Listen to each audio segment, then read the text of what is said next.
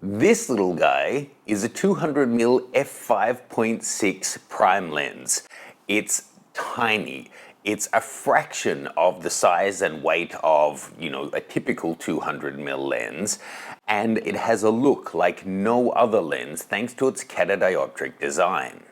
Just like a telescope, this guy uses curved lenses and mirrors to create a much longer focal length than would normally be possible in such a small package.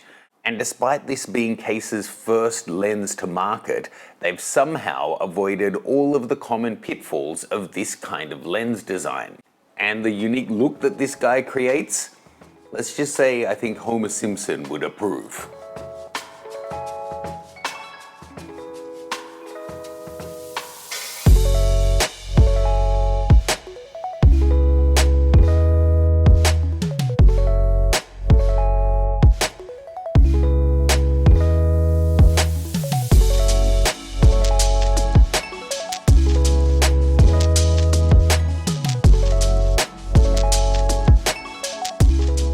So that effect that you saw in the background there, that is what we call Donut Bokeh, and it's part and parcel of this lens design, and you get a sense of it by looking at the actual front of how this lens is constructed. Now, I'm not going to argue that that look is for everyone or that it's going to be suitable for every application. You need to have a think about if you see potential for that in your style of shooting, because it's part of what makes this lens unique, and it is just part and parcel of this kind of mirror lens design. I have to say, in this guy though, Case have improved on just about every aspect of every mirror lens I've ever tested over the past 20 years or so. Now, the obvious advantages of a lens like this are size, weight, price, and the reach that you're getting. But the main trade-off that we've traditionally seen is glare. And glare on a lens like this, when you've got reflected light going around on the mirrored surfaces, can lead to just a complete perceived loss of sharpness and contrast in your frame, where it can be really difficult to have a part of the shot that is sharp and in focus. And I think it's due to Case's expertise in manufacturing filters. They've been making filters for something like 13 years now. So despite this being their first lens, they have a long history of designing glass elements and of the kind of coatings you need to minimize reflection, especially if you're stacking filters together. Not introducing flare and ghosting and all of those kind of things becomes a real challenge, and it shows on this kind of a lens.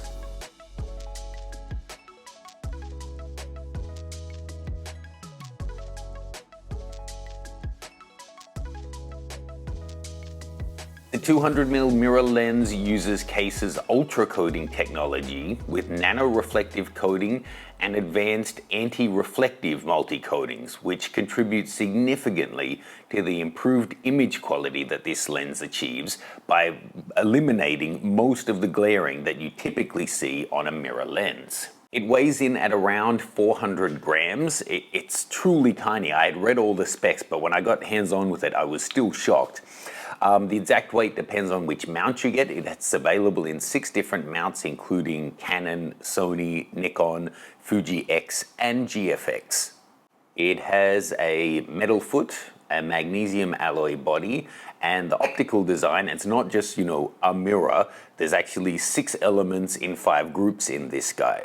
It's manual focus and it's fixed aperture. So the only thing you're going to see on the body is the focus ring, and it has a really nice, long, and smooth focus throw, which is great because you're likely to find yourself doing those slow focus pulls to get that beautiful effect coming through your scene as your line of focus moves back and forward.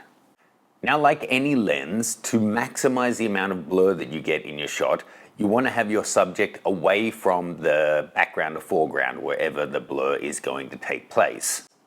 And that's certainly still true on this lens. You can see here though how surreal the background becomes as we pull the focus closer to the camera. And what struck me was just how quickly small little points of light in the background turn into that circular shape. Even tiny little highlights take on the donut bokeh shape. And it's not just like big bare light bulbs in the background doing that. Any little bits of highlights would do it. Things that would hardly register in the blur of a typical lens certainly wouldn't be giving you bokeh balls in the background. Here quickly turn into that circular effect and give a really magical dancing feel as they move around in the background.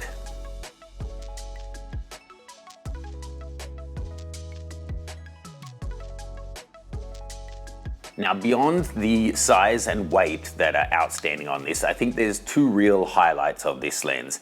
The first is the build quality, and being Case's first lens, we have kind of nothing to judge it by other than their filters that are really nicely made. I have to say it's really nice. It's super smooth. Like I say, there's not much to go wrong with this.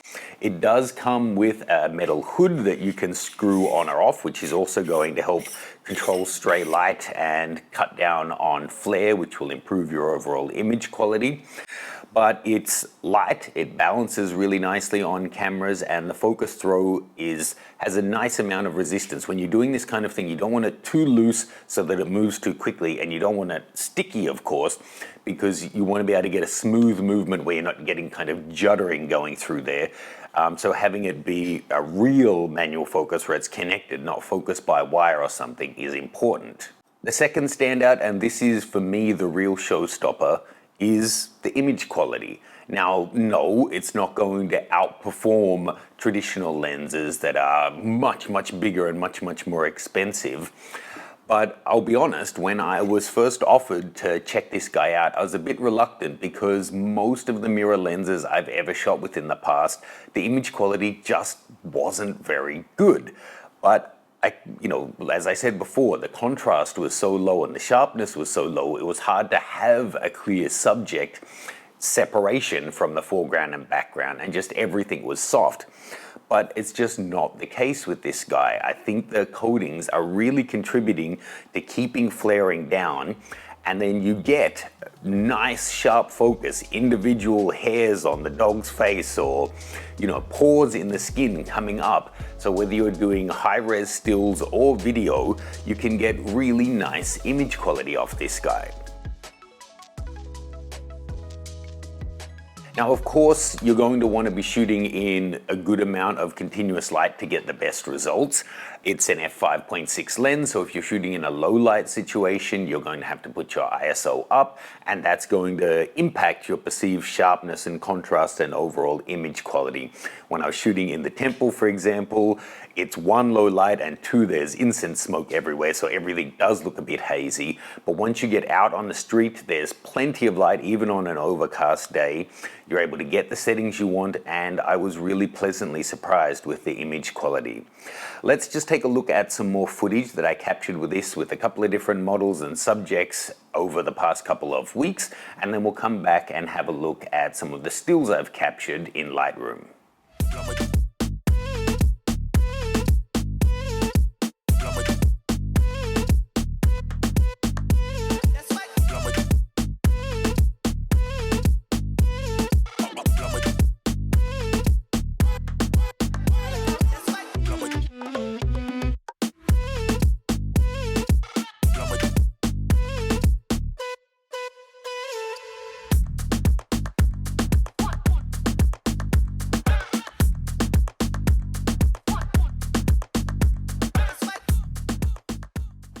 Okay folks, that was a fun couple of weeks testing this guy out, shooting with Honey, Felicia, and then today Alyssa.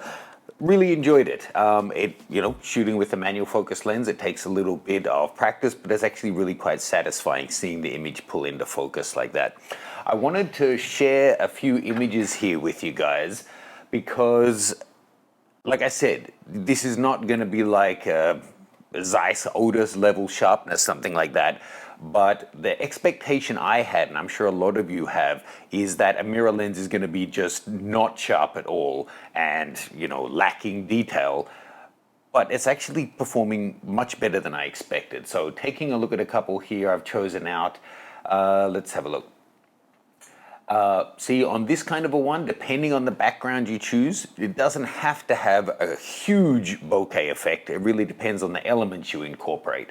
But then going in here, you can see there's a great amount of detail here. You could, get away with thinking that you're shooting this pretty much with any 200mm lens in terms of the image quality that you're getting on the close-up there. Now these ones were at a much higher ISO. This was 1250, but still loads of detail. A cute one looking through the donut hole there.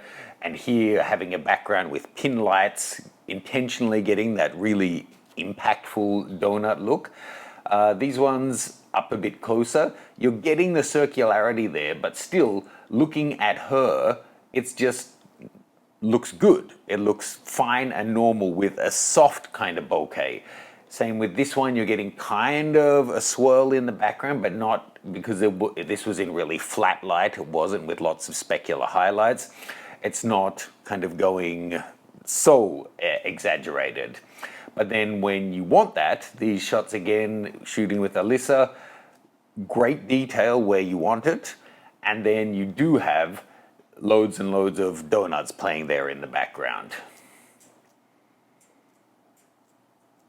And again, loads in the alleyway there in the market, but still great contrast, sharpness, and as I said, I really think it's coming down to Case's experience making filters that they're able to coat this in a way that it's minimizing the glare. So if you've shot with mirror lenses in the past and kind of given up, if a 200-5.6 is going to work for you, this one might be worth checking out because it does perform optically so much better than at least all the ones I have tested before.